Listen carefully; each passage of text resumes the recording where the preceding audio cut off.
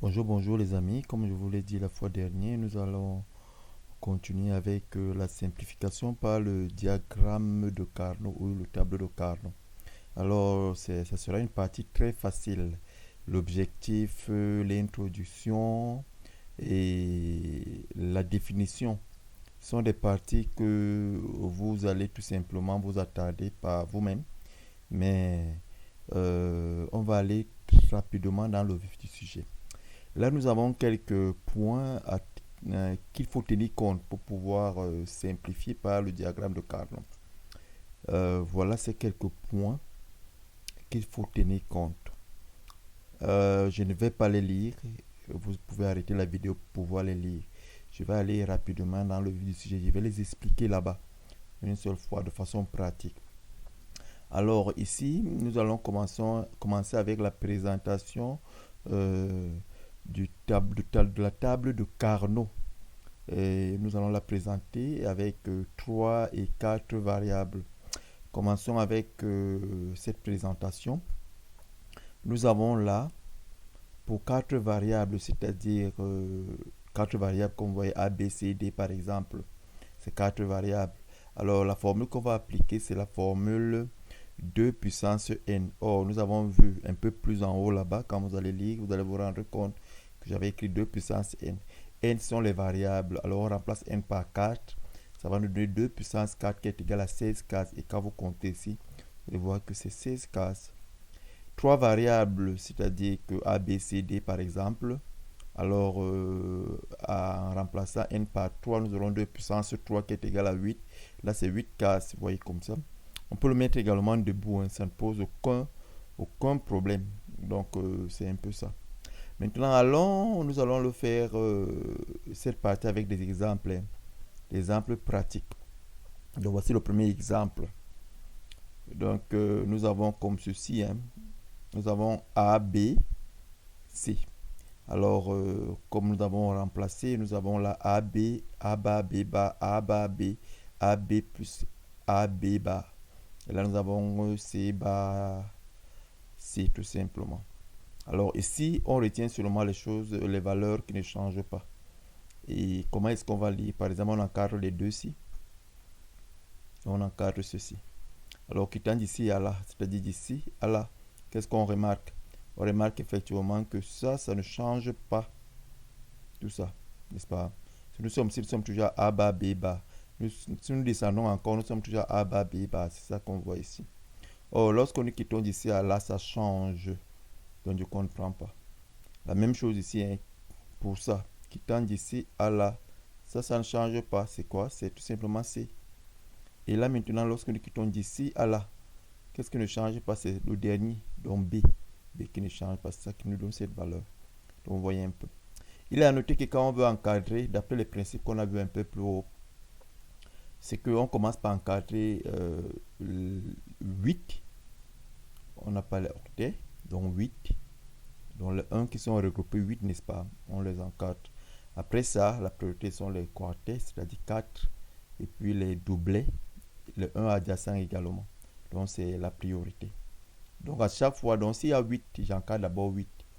S'il y a 4, j'encadre d'abord 4 avant d'encadrer 2. Et ainsi de suite. Vous voyez un peu, c'est ça le principe. Continuons avec le deuxième exemple. Voici le deuxième exemple ici. Nous avons ça 4. On encadre les 4 directement.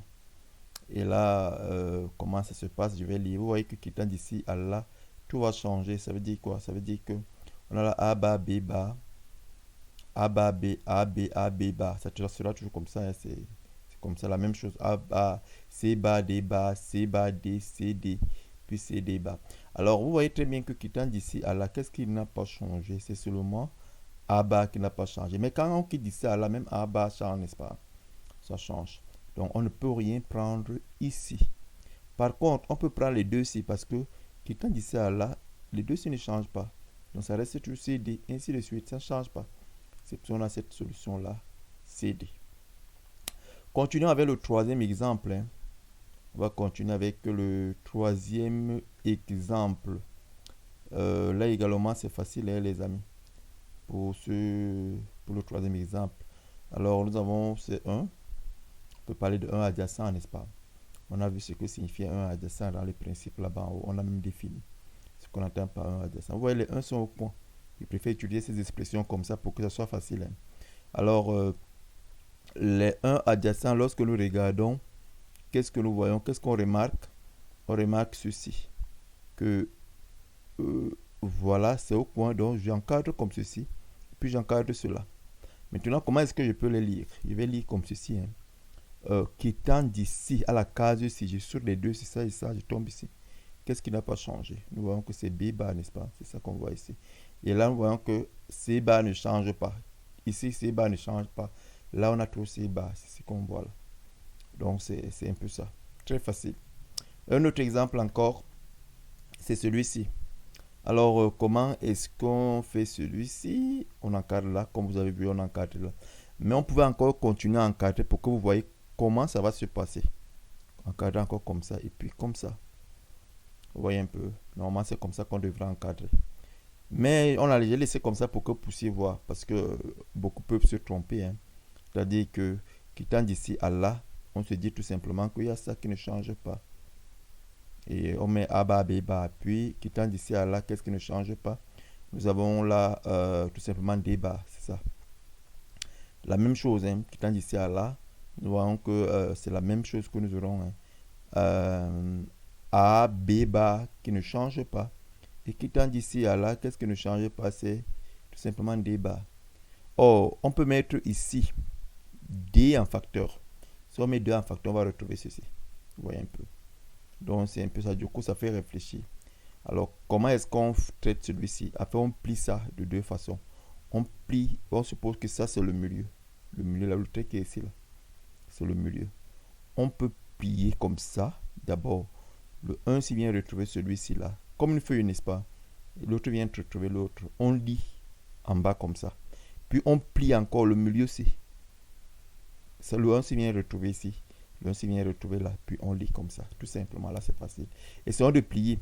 Supposons que c'est une feuille, on a plié le milieu, le 1 s'il vient retrouver là. Alors on va lire quittant d'ici à là, qu'est-ce qui n'a pas changé? On va voir qu'il y aura tout simplement D bar qui n'a pas changé, c'est ce qu'on voit ici. Maintenant, lorsqu'on replie maintenant comme ça, qu'est-ce qui n'a pas changé quittant d'ici à là?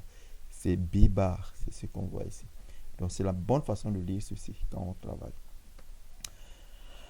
Un autre exemple, l'exemple numéro 5, voilà comment vous voyez, c'est un isolé, on peut parler un adjacent, n'est-ce pas? C'est isolé là.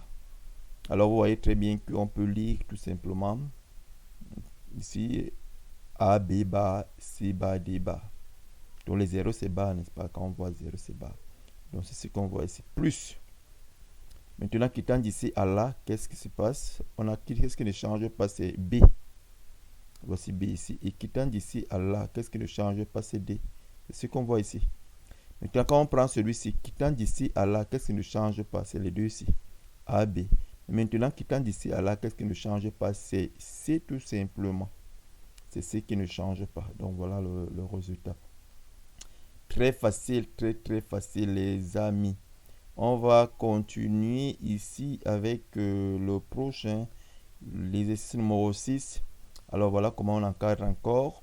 Quittant d'ici à là, qu'est-ce qui ne change pas? On a les deux ici qui ne changent pas. Donc, on aura C bar, D bar déjà. C'est ça ici. Maintenant, quittant d'ici à là, qu'est-ce qui ne change pas? C'est ça. C'est A. C'est ce qu'on voit ici. Maintenant, quittant d'ici à là, qu'est-ce qui ne change pas pour les deux ici? C'est le deuxième, donc B bar. Donc, on a la B bar. Maintenant, quittant d'ici à là, les deux ici ne changent pas. Donc, nous aurons la C, D bar. C'est ici. Donc, c'est un peu ça. Les amis, vous vous rendez compte vous-même que c'est pas difficile. Faisons alors le dernier exercice, le dernier exemple, c'est celui-ci. Vous voyez que quittant d'ici à là, vous voyez, j'ai encadré les 4, n'est-ce pas, puis les 2. Quittant d'ici à là, qu'est-ce qui ne change pas? Nous avons le dernier ici, c'est B. Et quittant d'ici à là, qu'est-ce qui ne change pas? C'est D, tout simplement. Ici, quittant d'ici à là, qu'est-ce qui ne change pas? C'est A bar D. A bar, je vais dire C bar D. C'est ça. Maintenant, quittant d'ici à là, c'est-à-dire quittant d'ici à là, qu'est-ce qui ne change pas? C'est A. C'est ce qu'on voit là. Très facile. Donc voilà là comment est-ce qu'on travaille. On a pris plusieurs exemples pour permettre aux uns et aux autres de pouvoir traiter de pouvoir comprendre comment est-ce qu'on utilise le tableau de Carnot. Donc c'est facile. Si vous avez des soucis, vous pouvez me signaler en commentaire. Donc la prochaine fois, nous allons corriger tout simplement les exercices. Encore corriger les exercices. Quels sont ces exercices? Voici quelques exercices. Le premier, c'est celui-ci. C'est ça, comme vous êtes en train de voir, là, on vous donne une table de vérité et puis on vous pose ces questions-ci. Donc, je vous encourage vraiment à vous préparer pour cet exercice. Le prochain, c'est celui-ci. C'est ça, compléter le tableau des fonctions suivantes. C'est ça là.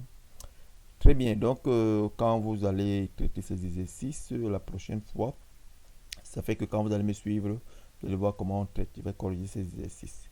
Nous sommes à la fin de cette leçon. Merci beaucoup pour tous ceux qui ont suivi cette leçon et je vous encourage vraiment à liker, à partager, à s'abonner. Et si vous avez des soucis, vous pouvez les laisser en commentaire. Merci beaucoup, chers amis, et à la prochaine.